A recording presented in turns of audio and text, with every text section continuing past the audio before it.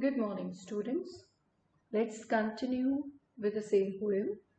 I hope you remember yesterday I explained you, we all started with the poem Television. Now, Television is written by Roald Dahl, and this is the poem where he talks about the disadvantages of watching excessive of television. Now, let's continue. I'll not repeat that again. I'm sure you do, or you must have watched the video where I did make the introduction and all. So, let's continue from page number 22. I'm sure you all have your books with you. Let's continue, page 22. I hope you remember the last lines that we read were where parents they were asking from the poet that what they should do in order to entertain their children. So let's continue from there itself. It says here, how used they keep themselves contented before this monster was invented. So this is the question asked by the poet to the parents. So what these children used to do when this monster was not invented. Now here monster refers to television again. Have you forgotten? So he's questioning parents. Have you forgotten? Don't you know? We'll say it very loud and slow. So he's telling parents, what is wrong with you? Have you forgotten? Don't you know what these children used to do when there were no televisions? So he says, I'll make it clear. I'll speak that loud and clear. And what are the lines? Let's see. They used to read. Now it is in capitals again. So the poet is putting a stress. Understand? He's actually emphasizing on it. They'd read and read and read and read and then proceed. So what these children they used to do? They used to read throughout the day. They had no other mode of entertainment except reading. So what they used to do? They used to read a lot.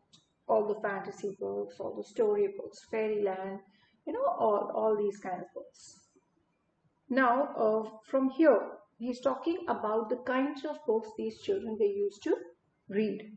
So please do not worry about the names. Just listen carefully. To read some more. So they used to proceed so that they could read some more books. Great Scott, Gadzooks. Now, it's a kind of an expression. Underline it. Great Scott and Gadzooks, you can write on it. It is a way of expressing surprise. Right? So he's actually expressing it, of course, when you get surprised, you say, oh, really? And here he has got another thing. He says, Great Scott, Gadzooks. Right? It's a kind of a surprise, or on the bracket you can write annoying. Right? One half their lives was reading books. So he says, one half of their lives, these children, they used to spend in reading books. The nursery shelves held books galore. And these nurseries where these children were kept, they had so many books. Books galore means books in abundance. Books cluttered up the nursery floor. Cluttered means again filled, right? So the nursery floors, even they were filled with books. And in the bedroom, by the bed, more books were waiting to be read. So he says, and even if you go to their bedroom, by their bed, there were more books which were waiting so that they could be read. Such wondrous, fine, fantastic tales of dragons, gypsies, queens, and villains. So what these children used to read? Wonderful tales, wonderful stories of, dragons, gypsies, queens, and whales. And treasure isles. Treasure isles is treasure island, and distant shores, and the places far away, where smugglers rode with muffled oar. Places where there were smugglers, and they used to row with the muffled oars. Oars are the things that we use to row the boat. And pirates wearing purple pants, and sailing ships and elephants. So he says, these kind of stories these children they used to love. And cannibals, okay, yeah, I understand. He's again talking about stories. What kind of stories they were about? Elephants, pirates, smugglers, queen, gypsies, elephants, everything here. Right? Then he says here, and there were stories about cannibals. Cannibals are people who eat human flesh. Right? Cannibals crouching round the pot. Crouching is bending. Bending down the pot, staring away at something hot. So there were stories where these cannibals, they were cooking something in the pot. It smells so good, and the people they can think, oh, it smells so good. What can it be? Good gracious, it's Penelope. So he says, what it could be? What is this person cooking? So he was cooking another person named Penelope. The younger ones had Beatrix Potter. So these younger children, they used to have a book named Beatrix Potter. And what were the characters in it? With Mr. Todd, the Dirty Rotter, Squirrel Nutkin, Pigling Bland, and Mrs. Twiggy Winkle, and how the camel got his hump, and how the monkey lost his rump. And Mr. Toad, and bless my soul, there's Mr. Rat and Mr. Mole. So till here, he's only talking about the characters in the story. So you don't have to worry about it. There's no meaning to it. These are the names of the different characters. Then it says here, oh books, what books they used to read. Those children living long ago. Now he's actually acting as if these children, there was a time long ago when these children, they used to read. So please, oh please, we beg, we pray. So he's still begging and requesting parents to do what? Let's see what he wants us to do. So please, oh please, we beg, we pray, go throw your TV sets away. So he wants us to throw our TV sets away. Okay. And in its place, you can install a lovely bookshelf on the wall. And in the place of that, TV set, wherever you have it, you can install a beautiful bookshelf on the wall. Then fill the shelves with lots of books, and then you can fill the shelves, stuff it with lots of books, ignoring all the dirty looks. And you can ignore the dirty looks of your children. Of course, when you'll throw the television sets away and you'll install a bookshelf, your children will be angry with you. The scream and yell, the bites and kicks. Now, here he is trying to tell us this is how your children will react. They'll scream, shout and yell. The bites and kicks, they'll bite you, they'll kick you. And children hitting you with sticks. And maybe some children might even hit you with sticks.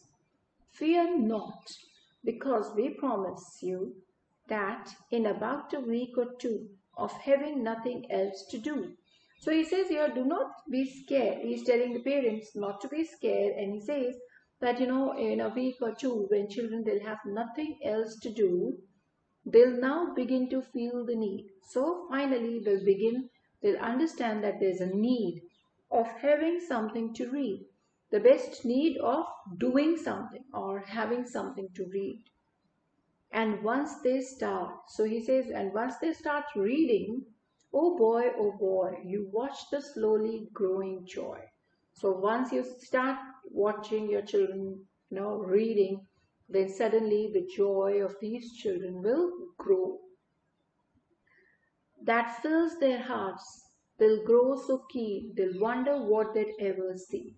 So he says here, their hearts will fill with joy, and then they will grow eager to read more and more books, and they will wonder, they'll think that what useless stuff they had been watching all the time in that ridiculous machine, in that television, that nauseating, foul, unclean, repulsive television screen. This is what he feels that children will think, that, oh, we've been so fool that we've been actually watching this useless stuff on the television. This stuff was nauseating, foul and unclean.